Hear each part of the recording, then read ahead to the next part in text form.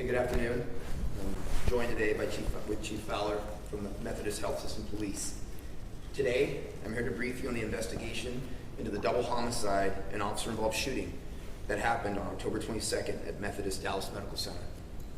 We are joined today by Methodist Dallas Medical Center leadership, along with Methodist Health System Police Chief Glenn Fowler. On Saturday, the Methodist Health System Police Department requested the Dallas Police Department's assistance with their homicide investigation. As of this afternoon, Methodist Dallas has asked to take over the homicide investigation in addition to the officer-involved shooting investigation. I'll be briefing you on the facts as we know them on both investigations. They may change and often do as we go through these incidents. Our preliminary investigation determined on October 22nd at approximately 10:21 a.m., 30-year-old Nestor Hernandez arrived at Methodist Dallas Medical Center to see a patient in labor and delivery. During that visit, the suspect pulled a handgun from his pants and hit the patient in the head multiple times. After the assault, a hospital employee, 45-year-old Jacqueline Pakua, came into the room to provide routine services to the patient. As Pakua was attending to the patient, the suspect stood up, moved to the employee, and shot her once.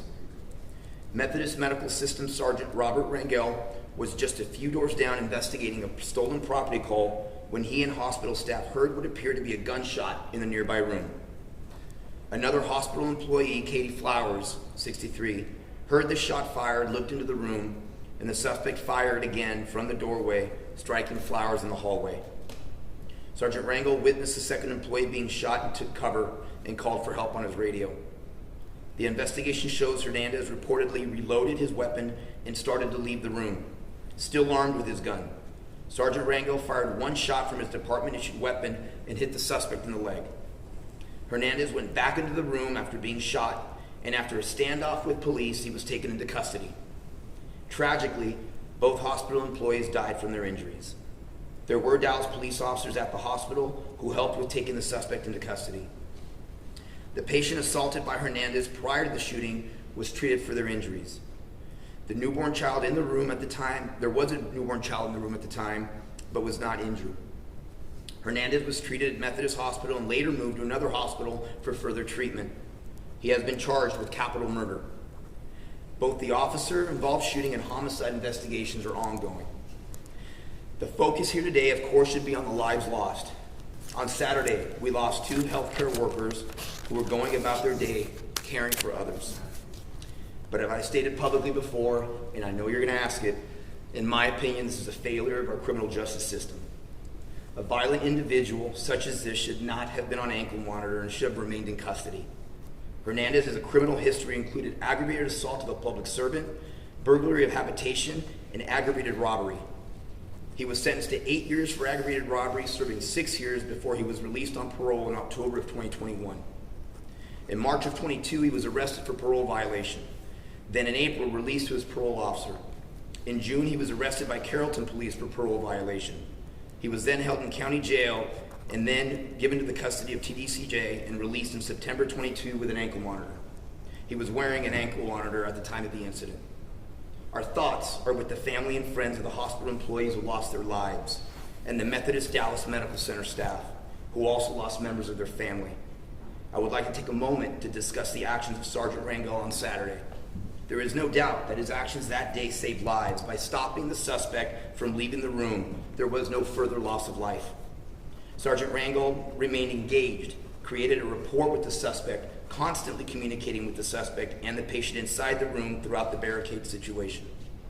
Ultimately, the suspect did surrender and was taken into custody by law enforcement.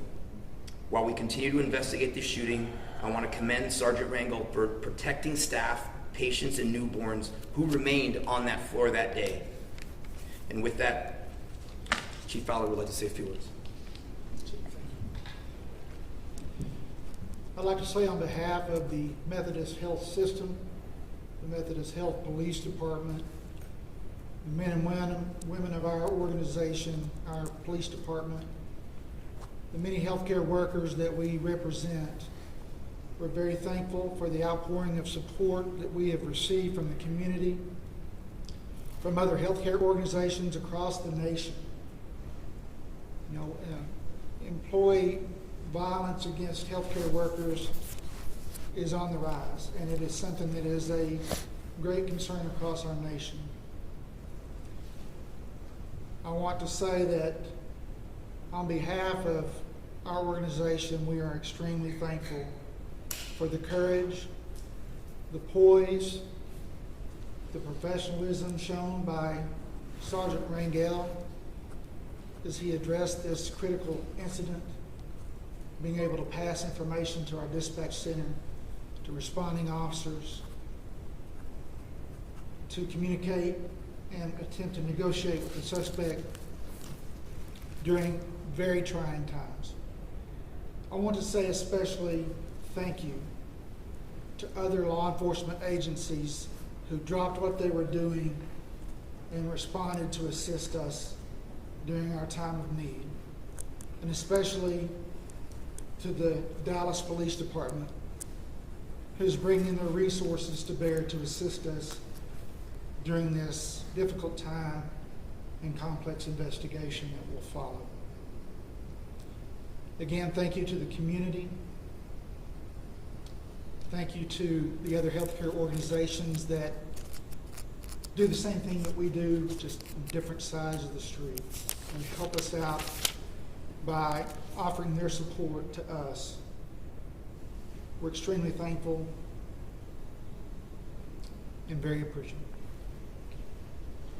Before we open up to questions, I know coordination of the investigation, now that we officially are leading the investigation, please expect this as if this would have happened in our jurisdiction with regards to the information sharing, but give us some time to catch up on some of the things that you would normally see had this been in our jurisdiction. Chief, just for clarity on this, I want to get an understanding. You're saying under the criminal justice system right now, that man shouldn't be on parole, he shouldn't have a monitor, or he shouldn't go to a hospital. I understand what your concern is about not only this incident, but there are thousands of people in this region just like him right now. Well, an individual such as this, this violent past, violent criminal history, here's the thing. I guess I'm at a pause when we think that putting an ankle monitor on a violent criminal is some form of accountability, because ankle monitors on violent criminals are useless. And so that's what my biggest concern is. Yes, everyone gets the opportunity of parole, there's no question about it. But if you believe that a violent criminal should have an ankle monitor, then that violent criminal probably should still be in custody. Chief, the parole board has said that he had permission to be in the hospital. This might be more for the Methodist police chief. Was the hospital informed that this violent felon was going to be there? Did they tell you, or you just showed up? And secondly, what extra measures are you taking to protect the public from happening?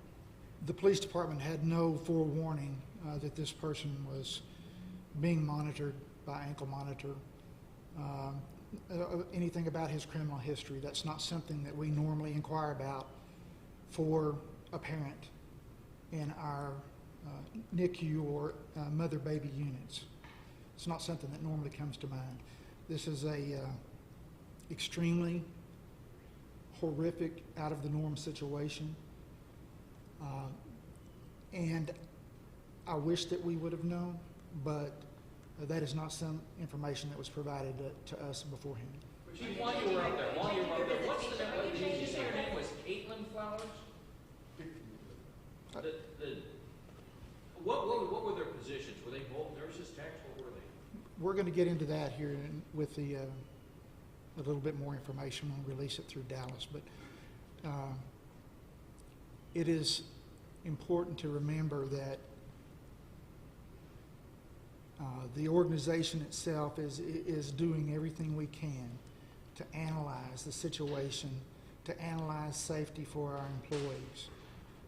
That's going to take things that are happening today that we can do to make things better, things that we can do in the future. We don't necessarily say that we have all the answers to prevent evil when it's going to occur, but we're going to do our very best to protect our own fellow employees, the patients who are most important to us, and certainly to our staff, who we feel that we have a certain solemn responsibility to take care of. What all those measures are going to entail. I don't have all the answers to tell you that today because we're going to study this in depth. We are trying to take measures immediately to address other security issues that we feel that might help the situation. But some of those concerns that as far as what types of steps we're going to take, we're certainly not going to be able to release all that information because of keeping those things private for the security of our organization. Well, were they nurses? Were they techs? What were they? Their positions in the hospital? One was a case manager, caseworker, and one was a nurse. And I think, Chief, we're asking for a point of clarification. I believe the statement emailed out from the hospital Sunday identified one as Jennifer Flowers, and I think perhaps you gave a different name today. And that's what we're looking for clarification. I'll get with you and we'll get the exact information and spelling on the names for you. Chief, but before y'all make a long-term decision about any potential changes, in the short term, like right now, today, are y'all making changes to security in who comes in and knowing if somebody's coming in who's out on parole? Any at all changes that you can talk about, Chief?